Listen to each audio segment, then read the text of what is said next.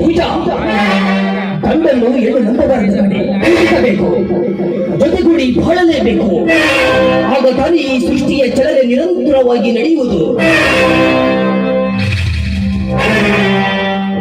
ಮತ್ತೆಗೆ ಬಂದೆ ಇಲ್ಲಿಗೆ? ಅವತ್ತೇ ನಾನು ನಿನಗೆ ಹೇಳಿದ್ದೇನೆ, ನನ್ನ ಹಿಂದೆ ಬರುವುದು ಮಾತನಾಡಿಸುವುದು ಮಾಡಬೇಡ ಅಂತ. ಮತ್ತೆ ಅದೇ ಕೆಲಸ ಮಾಡ್ತಾ ಇದೆಯಲ್ಲ. ಒಳ್ಳೆ ಮಾತಿಂದ ಹೇಳ್ತಾ ಇದ್ದೀನಿ, ಮೊದಲು ಇಲ್ಲಿಂದ ಜಾಗ ಖಾಲಿ ಮಾಡು. ఈ గోపాలికుడు ప్రళయాగ్ని అవల్తిగా పూజించే మాతృస్థ అమృతం పొందటకు అమృతము తాగలేదని అర్హతలేదకురా.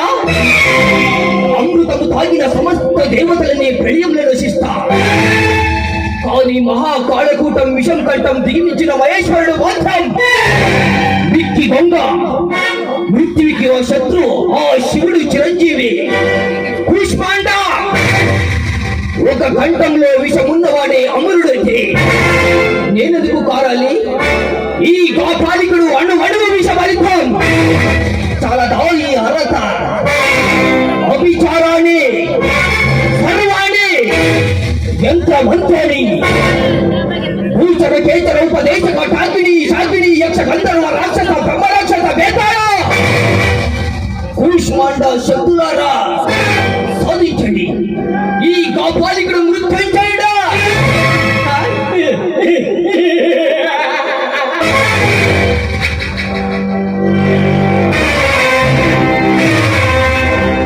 ಹೋಗ್ತೀನಿ ಕಡೆ ಹೋಗ್ತೀನಿ, ಆದರೆ ನಿನಗೊಂದು ಸತ್ಯವನ್ನು ಹೇಳಿ ಹೋಗುತ್ತೇನೆ. ಪೂಜಾ, ನಾನು ನಿನ್ನನ್ನು ತುಂಬಾ ಪ್ರೀತಿಸ್ತಾ ಇದ್ದೀನಿ. ನೀನಿಲ್ಲದೆ ಬದುಕು ನನಗೆ ನರಕವಾಗುತ್ತಿದೆ. ನೀನಿಲ್ಲದೆ ಈ ಪ್ರಪಂಚದಲ್ಲಿ ನಾನು ಬದುಕಲು ಬಯಸಲಾರೆ.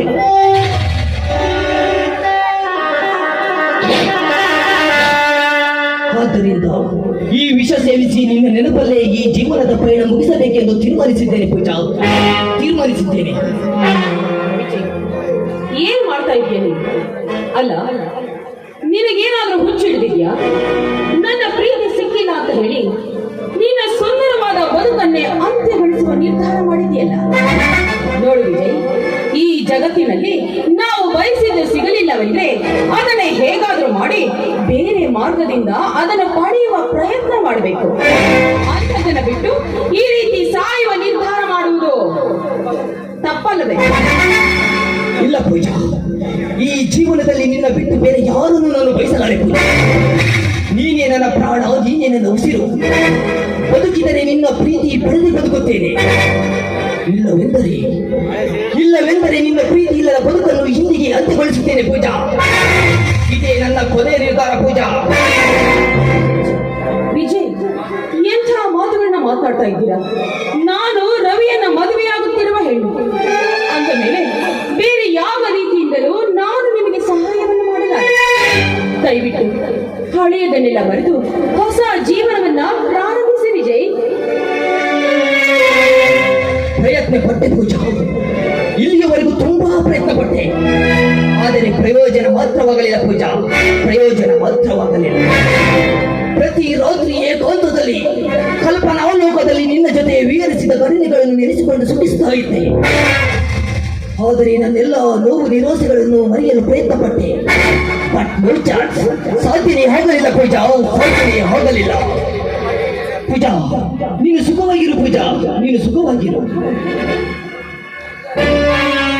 ವಿಜಯ್, ನೀನು ನನ್ನನ್ನು ಇಷ್ಟೊಂದು ಪ್ರೀತಿ ಮಾಡ್ತೀಯ ಅಂತ ನನಗೆ ಗೊತ್ತಿರಲಿಲ್ಲ.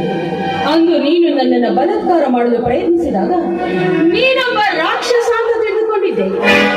ಆದರೆ ನನ್ನ ಪ್ರೀತಿಗಾಗಿ ನೀನು ಸಾಯಲು ಸಿದ್ಧನಾಗಿರುವುದನ್ನು ಕಂಡು ನನ್ನ ಮನಸ್ಸಿಗೆ ತುಂಬಾ ನೋವಾಗ್ತಾ ಇದೆ. ಆದ್ರೂ ಕೂಡ ಕಾಲ ಮಿಂಚಿ ಹೋಗಿದೆ. ನಾನೀಗ ನಿನಗೆ ಯಾವ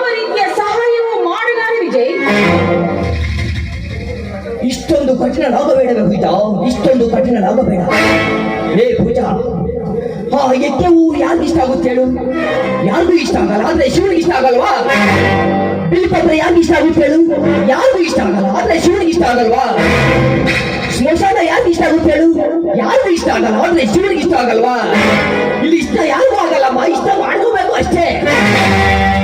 ಪೂಜಾ, ಇಷ್ಟೊಂದು ಕಠಿಣರಾಗಬೇಡ. ಈ ದೇಹದಲ್ಲಿ ಜೀವ ಇರ್ಬೇಕಂದ್ರೆ ನಿನ್ನ ಪ್ರೀತಿ ಬೇಕೇ ಬೇಕು ಪೂಜಾ, ಬೇಕೇ ಬೇಕು. ನೀನು ಬೇಕಾದರೆ ರವಿಯಿಂದ ಮದುವೆ ಆಗು, ಅವನ ಜೊತೆ ಜೀವನ ಹಂಚಿಕೋ. ಆದರೆ ನಿನ್ನ ಪ್ರೀತಿಯಲ್ಲಿ ನನಗೆ ಸ್ವಲ್ಪ ಮೀಸಲಿಡು ಪೂಜಾ. ವಿಜಯ್, ಮದುವೆಯಾಗಿ ಇನ್ನೊಬ್ಬರ ಮಡದಿಯಾಗುತ್ತಿರುವ ನಾನು ನಿನಗೆ ಪ್ರೀತಿ ನೀಡಿದ್ರೆ ನಾನು ಗರತಿ ಎನ್ನುವುದಿಲ್ಲ, ಬದಲಾಗಿ ನನ್ನನ್ನ ಸೋಳೆ ಅಂತ ಕರೆಯುತ್ತದೆ ಈ ಸಮಾಜ.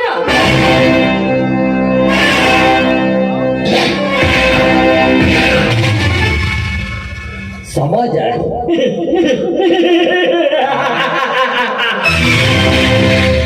ಪೂಜಾ, ಈ ಸಮಾಜದಲ್ಲಿ ಪದವೀಧರೆಂದು ಪೂಜಿಸಲ್ಪಡುವ ಅಹಲ್ಯ, ಸೀತೆ, ದ್ರೌಪದಿ ಯಾರು ತಪ್ಪೆ ಮಾಡಿಲ್ವೇ? ಗಂಡನನ್ನು ಬಿಟ್ಟು ಇಂದ್ರನನ್ನು ಕೂಡಿದ ಆ ದ್ರೌಪದಿ ಪದವೀಧರ 5 ಜನ ಗಂಡದಲ್ಲಿರುವ ಕಣ್ಣನನ್ನು ಬಯಸಲಿಲ್ಲವೇ? ಆ ಅಹಲ್ಯ ಪದವೀಧರ ಉದಾಹರಣೆ ಕೊಟ್ಟರೆ ಸಾಕಷ್ಟಿವೆ ಕಣೆ, ಸಾಕಷ್ಟಿವೆ. ಈ ಸಮಾಜ ಬರೀ ಉಳುಕು ತುಂಬಿಕೊಂಡಿರುವ ಅತಿಯೇಳು ಇದ್ದಂಗೆ, ಬಿಚ್ಚಿಟ್ಟರೆ ಬರೀ ಉಳುಕೆ ಉಳುಕು. ಲೇ ಪೂಜಾ, ನಿನಗೆ ಅನುಕಂಪವಿದ್ದರೆ ನನ್ನೆಡೆಗೆ ನಿನ್ನ ಪ್ರೇಮಾಮೃತವನ್ನು ಹರಿಸು. ಇಲ್ಲವಾದರೆ ಸಾಯುವ ಈ ಜೀವಕ್ಕೆ ಹೃದಯ ತುಂಬ ಹರಿಸಿಬಿಡು ಪೂಜಾ, ಹರಿಸಿಬಿಡು.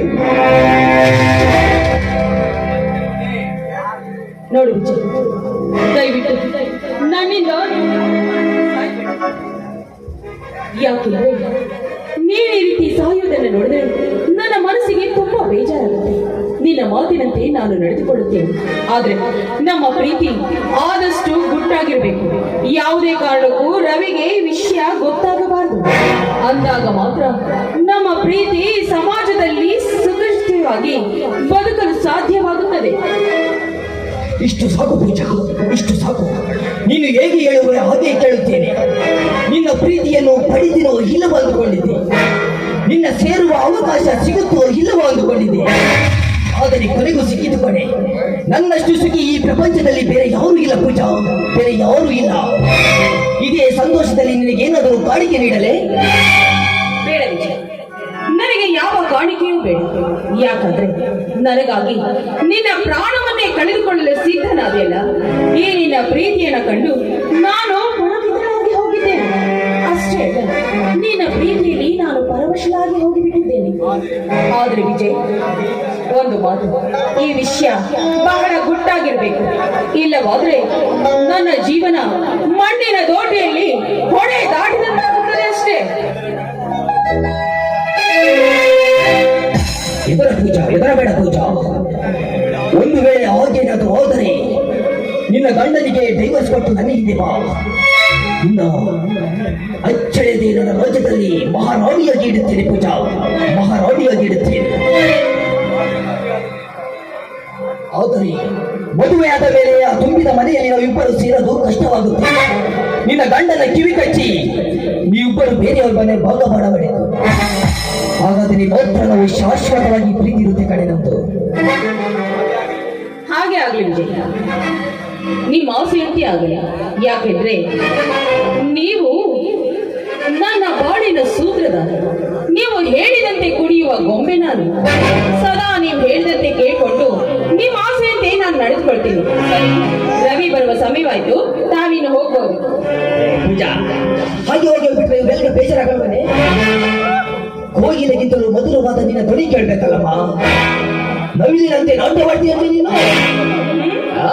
विजय, ये आंखें, ये चेहरा, ये नूर, ये जुल्फे, वाह तुझे बनाने वाला कितना फुर्सत से बनाया होगा ना।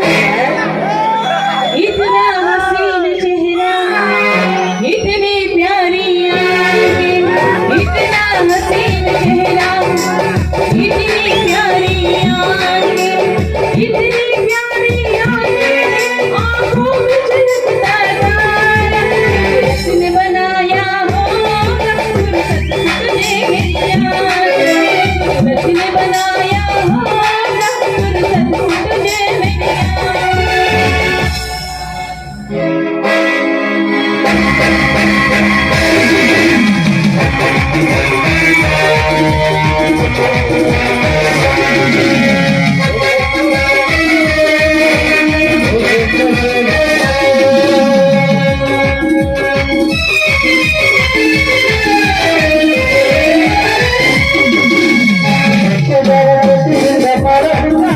Thank you.